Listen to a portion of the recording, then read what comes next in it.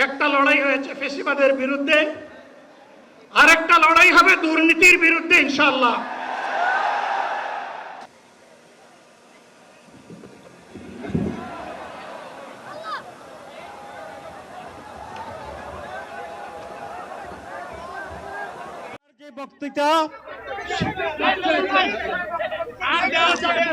চাঁদা আমরা নিব না, দুর্নীতি আমরা করব না।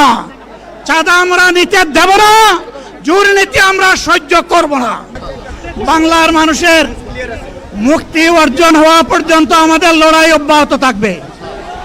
বলছিলাম, জামাতে ইসলামী যদি আল্লাহর ইচ্ছা এবং জনগণের ভালোবাসায় বাংলাদেশের মানুষের সেবা করার সুযোগ পায়, তাহলে মালিক হবে না, সেবক হবে ইনশাআল্লাহ।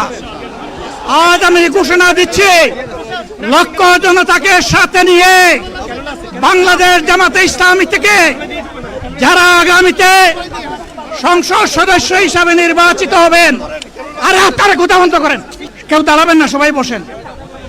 যদি আল্লাহর ইচ্ছায় জনগণের ভালোবাসায় বাংলাদেশ জামাতে ইসলামী থেকে সংসদ সদস্যরা নির্বাচিত হয়ে সরকার গঠন করেন, তাহলে কোনো এমপি, কোনো মন্ত্রী আগামীতে সরকার কিন্তু প্লট গ্রহণ করবে না। কোনো এমপি এবং কোনো মন্ত্রী ট্যাক্সবিহীন কোনো গাড়ি চড়বে না।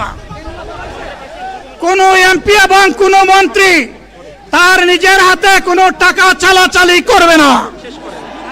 কোনো এমপি এবং কোনো মন্ত্রী যদি তার নির্দিষ্ট কোনো কাজের জন্য বরাদ্দ পেয়ে থাকেন, কাজ শেষ হওয়ার সাথে সাথে বাংলাদেশের 18 কোটি মানুষের কাছে তারা তার প্রতিবেদন তুলে ধরতে বাধ্য হবেন। সম্মানিত বন্ধুগণ, চাঁদা আমরা নিব না, দুর্নীতি আমরা করব না। চাঁদা আমরা নিতে দেব না, দুর্নীতি আমরা সহ্য করব না।